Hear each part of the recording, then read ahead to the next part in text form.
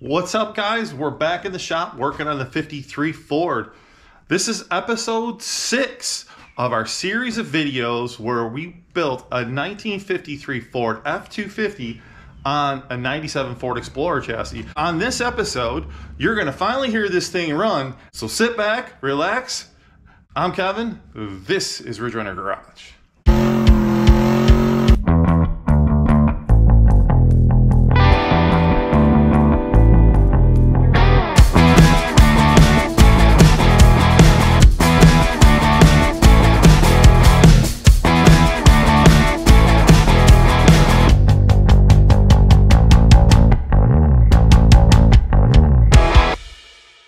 Here is what we gotta do. Look at this harness. All of this needs to somehow get put into this without it all standing out, because I'm not gonna have all this plastic stuff hanging out where you can see it in this. I don't know how I'm gonna do it, but we're gonna figure it out. Let's see what we can get into. Working on the electrical on the 53, and I thought I'd take a minute to throw the drive shaft in this thing. I don't normally veer away from projects like I would finish the wiring, but if I do get to the point today to where I want to try to turn this over, I want the drive shaft in it or something plugging up that in case it leaks. I don't know for sure if it will. I think it probably will. Anyway, nice retubed. We extended the head. Moving on. I took my old drive shaft to a place here that we have in Charleston that does just drive shafts. That's all they do. And so it's called CSR drive shaft. So if you're in the Charleston area and you need a drive shaft done, they did a fantastic job on this. Retubed, balanced it. It looks nice. Reasonable time frame, reasonable price. CSR drive shaft. Check them out. All right, it's a couple days later, and I've literally been wiring this thing for a few days, trying to figure out where I can run all this wiring for the Ford Explorer in this thing. And here's where I am so far. I'll just give you guys a little update. Since you guys last saw it, I actually added an air filter, mass airflow sensor, air intake temperature sensor. This filter in this little angle piece and this, and the adapter for the mass airflow sensor, $50 or $30 eBay, no big deal. Here's a wiring harness on this side. We're going to just probably not use most of that, but the lights are over here, so we're going to get the headlight over there. Let me bring you around to this side. Now, normally, if anybody, this is going to be relevant to anybody that might be doing this chassis swap from a Ford Explorer. If you guys aren't doing this from a Ford Explorer, hold please. I don't know. Anyway, the Ford Explorer had a big fuse box here and a big huge like bulkhead connector plug next to the brake booster. It's pretty hideous looking. If I grab, let's see, my light here, you'll see that the fuse box is here, which I can gain access to the back, and that big bulkhead connector is zip tied on top of the brake pedal assembly. Now I have plugged in the, I'm not going to use this cluster and I'm not going to use the steering column, but currently I just have it plugged in. I wanted to see what's going to happen when I add power to this. I don't know if this thing will start. I have no clue. I have not actually hooked up the battery yet, which I'm about to do right now. And I got the battery just sitting in the back. I'm going to make a battery box back here. This battery's taller than I want it to be. Let's see what happens here. I hear clicking. All right, what have I got here? 4 ways. I don't smell anything. Smoke. Here's where I put the starter solenoid up here. I'm not super happy with it, but I think it'll do just fine. I definitely want to shrink wrap these. I just didn't have any. I got some at work, so I don't know. Here we go. Let's turn the key and see what happens. Ignition's on. I heard the fuel pump running. Shall I turn the key? Is it gonna work? Turning over. Oh, it's running. It's running. Check it out. It's alive. It's alive. It's skipping. I think we got a dead cylinder. We'll figure that out later.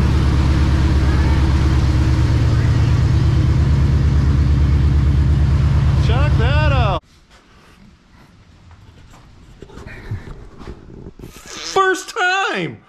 The first time I tried it, it started. That's awesome. I can't believe this started on the first try. The first try. Like, I hooked the battery up and it started. But it's running terrible. It's skipping on one cylinder, so here's what I'm gonna do. And it was skipping when I first started, or first got it, but it was so loud with the exhaust cut off, I just didn't want to diagnose it or mess around with it in the neighborhood here. So, this particular Ford 5-liter has two coils. They've got 4 spots four ignition wires per coil. They've got these little lock retainers on top of them. So what I've done is I've pulled the retainers off, and I'm going to start it up, and as it's running, pull each wire off to try to figure out which cylinders. And I hope I don't electrocute myself, because I probably will.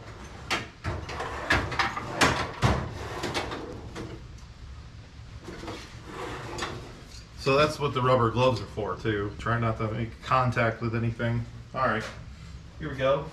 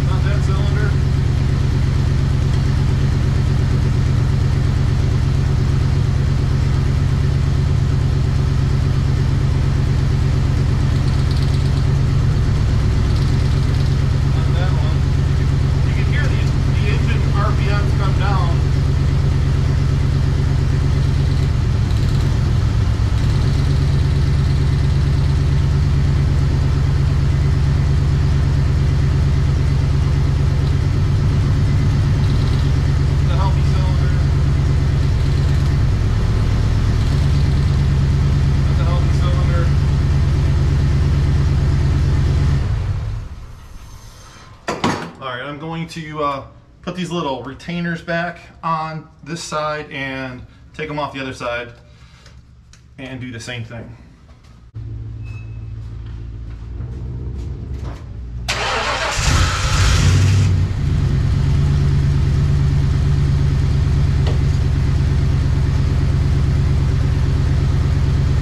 Oh, there's my dead cylinder right there.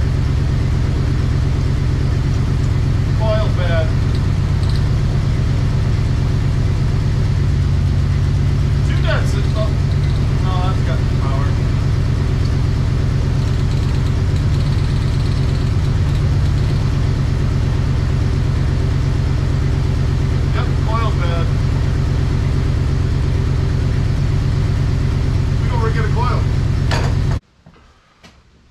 Alright, quick trip to AutoZone, got a coil, and I decided to fix a wire over here and slashed my finger pretty good. It was quite the crime scene. I was bleeding all over the place, so I actually had to go in and actually bandage it up, but it's, as you can see, it's bleeding through that. So yeah, careful with razor blades. Anyway, let's get this coil changed and we'll see what happens.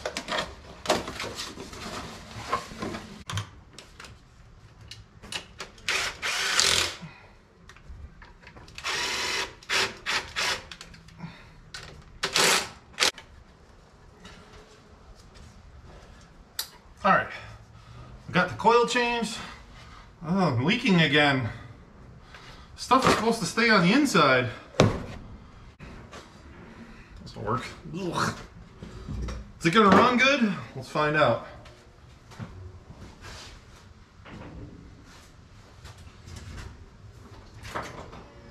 That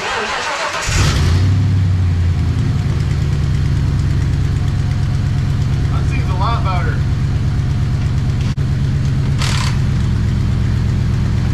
It seems like all 8 cylinders are on.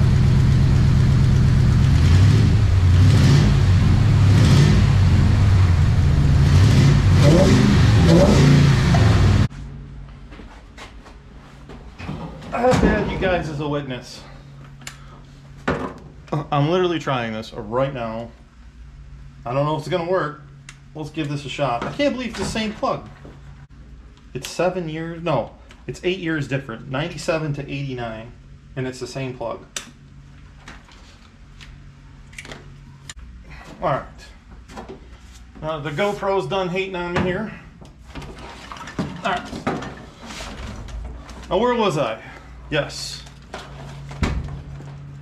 89 Ford F-150, 97 Ford Explorer. The plug looks to be exactly the same. That is without a doubt the same plug.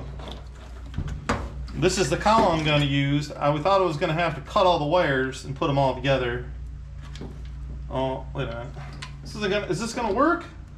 Man, it looked like, oh wow, it is the same plug. What are the chances, man? Keys on. The turn signal flashing. It's another thing I'm doing here.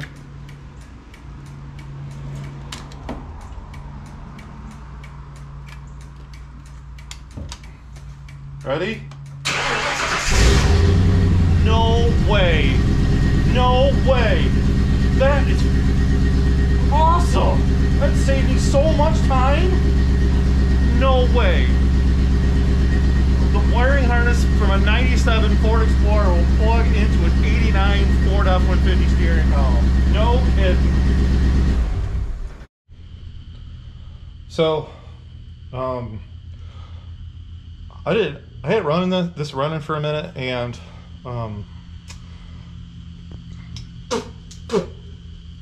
I didn't have a lot of coolant in it, and then I decided to fill it up after it had been running for a minute, and open the cap. Yeah.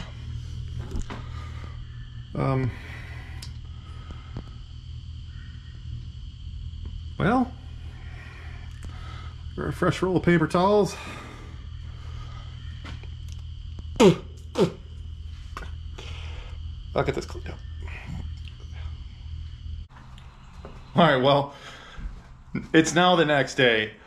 I had to stop what I was doing, go in and get a shower. Antifreeze does not taste good. I kept getting it in my mouth. I just had to get cleaned up.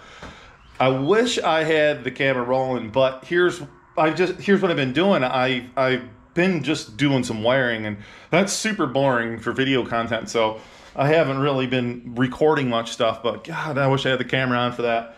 And if you look, I wiped all this stuff up, and you can still see that there's a bunch of driplets of coolant and stuff on the roof, and it's still kind of all over the place.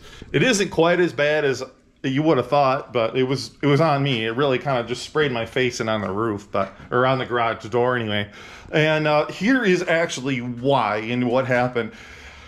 I had 2 gallons of antifreeze, and I didn't have an extra container to mix it, and it's concentrate, right? So I poured half a gallon of straight antifreeze in, and then I, mixed it up and poured the rest of that, and it only took about half of that, so it was really only a gallon of coolant. Well, here's the problem.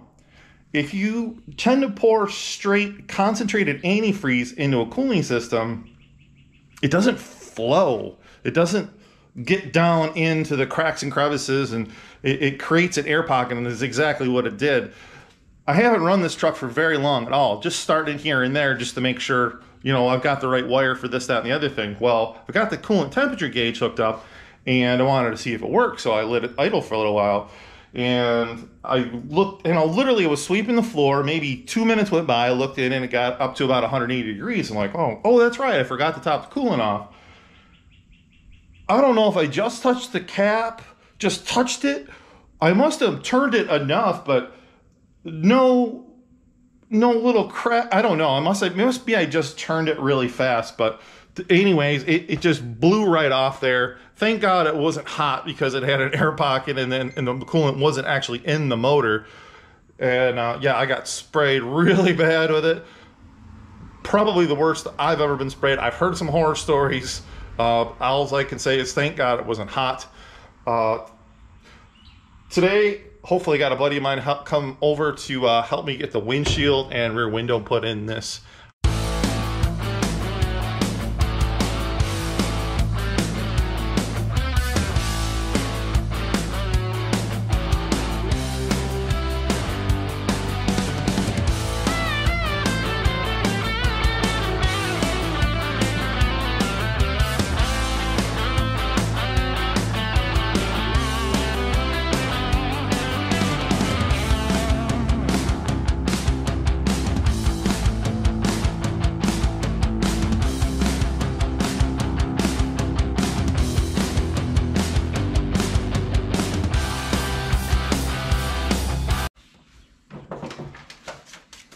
Now, I know I wasn't going to show you a ton of the wiring because it's kind of boring, but here is something that you and I together might figure out.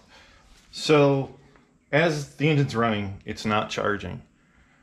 The last couple Crown Vic swaps I did, I just plugged the instrument cluster in and zip tied it up onto the dash. We don't really have that kind of room here. And I started looking at, I printed off a bunch of wiring diagrams, and to the cluster, there is a 15 amp fuse, or actually, excuse me, 7.5 amp fuse going to the cluster, and then it goes to the charging wire here, and then it goes to the alternator. And I'm assuming I on the alternator means ignition, maybe? I have to assume hot and start or run. But the instrument cluster has what looks like a 470 ohm resistor.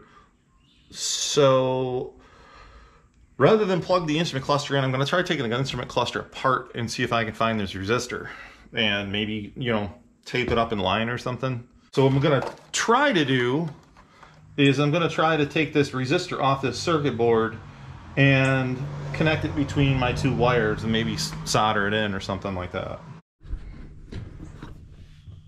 These are the two wires. I have the little resistor kind of just crimped in there. This isn't going to be permanent. This is just so I can try it to see if this works.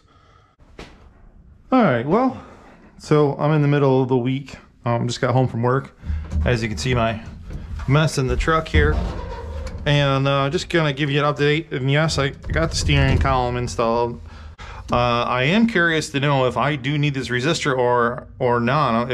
If I do, I'm gonna solder it in and heat shrink it. But let's take a look. And you see the gauge here, we've got 12 volts.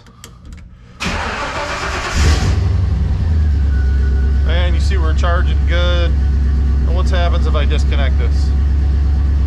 Oh, that carthy's crimped really good too.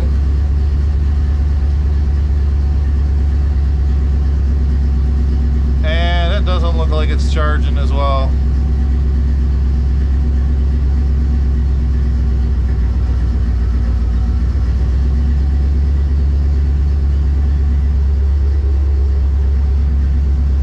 The gauge is a touch off, but yeah, it won't charge without this resistor. So I'm going to solder this resistor in and get back to doing some more wiring. And by the way, if you guys do like these gauges, I actually got these gauges right from the auto parts store. These Equius, I don't even know if I'm pronouncing this right. I had bought another set off eBay, a set of triple gauges, and they were a lot cheaper. I think they were like 40 bucks. Well, these only were like $59 right from AutoZone, and they were 1,000 times better. They had all the adapters I needed to hook up to this 302, so it worked out perfect. Everything, even the tachometer, as a matter of fact, everything that I needed for these gauges, I got right from the wiring that went to the instrument cluster, with the exception of the oil pressure gauge that was mechanical and the water temperature gauge. It had a separate pyrometer that I ran to the temperature sensor. In this particular 305, there was two sensors, one side by side. One was for the PCM, The other one was for the gauge.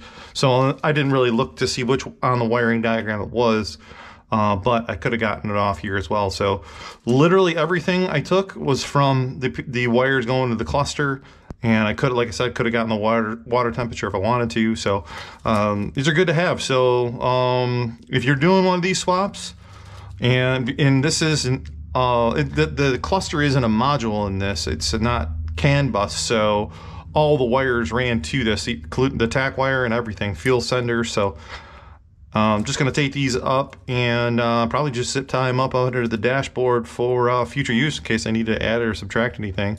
The only other thing that I got to do with the wiring is I need to hook up the multifunction switch. I left the old one in thinking that I'd hook up the tail lights, headlights, turn signals, and all that stuff just to make sure everything's working. Well, lo and behold, when I took the Ford Explorer apart, I get to the center console. What do I need on the center console? I don't need anything from the center console, so I just disconnect that and throw everything away. Well, guess what? There's a lighting module that was in the center console, and the taillights and headlights don't work without it. So just got back from the junkyard and got soaking wet because it's raining every weekend around here. It's beautiful, blue sky, 75 degrees, and every weekend it's raining. And I blame my buddy because he bought a new boat. Anyway, turns out the harness that I need, the module that I need, is from a 95, 96, 97 Ford Explorer. And I couldn't find any in the junkyard. I am in an area where there's a lot of older cars in some of the junkyards, but I couldn't find that model year. So I'm kind of stuck. I think I can bypass this module, but I don't have the wiring diagram, which I can get from work tomorrow, or not tomorrow, Monday. So I'm actually going to, and I'm literally there. I got all to the headlights. The dash is for the most part all wired, except for a few things that aren't zip tied in, again, because of that module. So I'm gonna move on to other things that I'm excited because I've got piles of parts here, and new to you is I got a new seat. What do you think?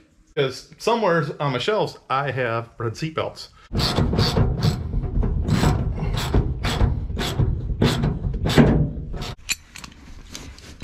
All right, seat belts installed. All right, next thing I'm going to try to get into is a shifter. I got this used ratcheting shifter from a friend of mine. A couple things were broken on it. This T-handle was broken. I don't know how you break that, but it was actually broken half. Here's the other pieces to it. It's made of aluminum, so I can't weld it back together. So I just made this out of a couple old, actually drill bits, and there you go. That's how I made that, and that works. I don't have the end of the cable, but I'll get in there and make it. Let me figure out how to mount this thing up and get this installed. All right, here's where I'm at with the shifter. So this is the cable that comes with it, right? Universal cable mounts to the shifter here. You know, the normal, and it's used, so it doesn't have all the pieces, right? There's a couple brackets kicking around with it. My thought was originally to take this off the transmission, figure out how to mount this up someplace, maybe weld it to the side of the transmission, find something that pivots in here, and maybe that'll work. So I'm not going to do that. I'm actually going to make the original cable work. And how I'm going to do that is, it is somewhat adjustable here. You can adjust the jacket back and forth. And on this side here, I've got this originally bolted in and the cable went through here. It has something similar to that. I'm going to take my just carbide burr and grind it out a little bit so it'll go in. This tab will lock in that hole just like you would normally see one of these shifters like that. Now what I'm left with is I'm left with this. That's in the way right now, and this isn't going to connect here. What I have though is I have the original bracket that was on the column, and what I'm going to do is I'm going to cut this off here, and that's going to be long enough to accommodate that. And I'm just going to weld it to this plate right here. And of course, drill a big enough hole to fit that through, because that's not too small. Or this side, it's about the same. And this is my final result before I weld it. This is the tab I just cut off that bracket, and I'm going to weld it right here to the shifter. Something just like that. What do you think?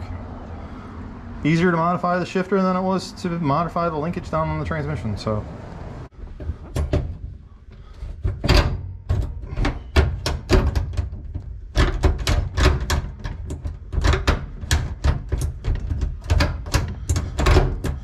Ooh. That works pretty good. Look at that. For free. Sweet. Just gotta be able to fix a few things. Now that I have most of the interior done, I can finally run the air lines in this thing. My idea is this. I plan on putting both these valves somewhere around this nature, if you will, on the dash, so it becomes like a focal point, if you will. You'll be able to see it. It'll look mechanical. I don't know. I think it'll be fun. But that's my idea anyways, is to put both valves here. The gauges will be up here, so when you look inside, you'll be, what in the world is that? Now, so far, I haven't done a lot. I got the compressor prepped. I got the lines cut off so I can get to them. The only other thing that I did do is this. I took one of these two air tanks and I welded this one in the back. Welded it underneath. When this is down on the ground, that's going to have plenty of room. So I've got these air lines and air fittings to get to. I'm going to run an air hose, like literally an air compressor air line from the compressor down the frame rail to this tank, and then the other one back up into the cab to tee into those air lines. Now, this is going to be one of probably half a dozen trips to Lowe's or Home Depot to get all these airline fittings, because you never get them all the first try, and sometimes they're out of what you need. So here we go. Wish me luck. We're pulling into Lowe's. It's going to be my first stop today. And here we are. And my mechanic friends out there, I sit in traffic a lot. Comment below if you think you know or have a guess as to why that light's on. 2013 6.7 liter. I'd like to know what you guys think. And this is where we're going to be spending our next few hours. Stop number 2. Good Lord, $200 in brass fittings. Hope this looks good.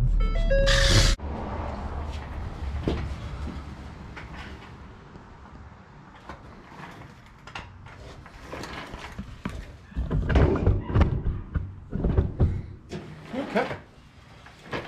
All right. So a big pile of parts, plumbing parts. See what I come up with. This is what $220 at Home Depot in brass plumbing parts get you. The last one was so much easier, but I wanted this one to be a little different, so. Oh well. Trip number 3. Here we are, trip number 4. Here we are, trip number 5. Yeah, 5 trips to the hardware store, which doesn't surprise me. I actually predicted that it'd be 6 trips to the hardware store, so I'll go with 5. That's good. 2 trips to Lowe's, 3 trips to Home Depot, and what I was looking for, and for what I was looking for, Home Depot by far had a lot more selection. So if you guys happen to get into anything like this and you want to make your air ride out of water valves and stuff like that, you're gonna find a better selection at Home Depot. Sorry Lowe's, I go there all the time because it's right down the road, but you're lacking in that department. So what I came up with is this. What do you think? So we've got our lines ran, and right here, this is the air in. All right, this valve here, I can open it up, let air into the system. This one will control my front airbags, or actually I got this one on the rear, and I'll know how much pressure I have. And obviously this one will control the rear. And when I want to let the air out, this is going to be my dump valve. Now, something you should know about these is these ball valves are, the holes in them are T-shaped or at a 90-degree angle. They're not straight through. So when I did this on the Ridge Runner truck out in the driveway, is when you have to let air into both, you have to put that valve in the middle. And these two valves I had laying around, this one's a little on the loose side. I tried tightening up that nut, so I hope this isn't going to leak, but if it is, I can take it apart and fix it, no big deal. Now, as far as what I did with the air lines, I ran the air from the AC compressor back to this air tank that I put in here using 1/2-inch air line. This is just the shop air line that you'd get anywhere. This just happened to be stuff I got at Lowe's. This one's running through this frame rail. That one over there is running from that frame rail, the compressor. This one runs to our valves. So my air compressor, or AC compressor, no, it's my air compressor, it's going to breathe through this little filter. This is an air tool oiler. I'm going to throw a little oil in this thing, and it should feed the compressor all the oil it needs. The AC compressor clutch turns on power and ground. It's pretty simple. Here I have a pressure switch that I ordered off the internet. This is on at 100 and off at 140. This is the other side of the air line that runs to that air tank. Well, what do you think? I've got the running board on, and I'll show you what I did. I hit a tack. Pay no attention to those tack welds there, but the reason I did that, all right, so here we have the running board bracket, and I simply welded it there and then welded this one back here, and they were a pain to weld because this old steel, I had such a hard time. I got the stick, but it looks horrendous. But that's what I did, just welded the front and rear, oops. And you can see it over there, just welded front and rear brackets that I had. I don't have the back, but like I said, the other side I bolted through because it wasn't as rotted out. So the bolt holes were lined up, and then I just threw a couple tack welds on there, then one up under here. This should be pretty strong for now. Check that out. You know, they really start to feel like they're coming to life when all the lights work. Yeah, almost there.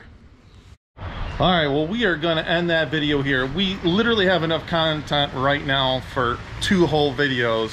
This has been a long one, and you know, 90% of the work is in the last 10% of the build. So as always, hit that like button, subscribe to the channel, and if you guys have any comments on what we've got going on and you guys like to make a suggestion or anything, comment below.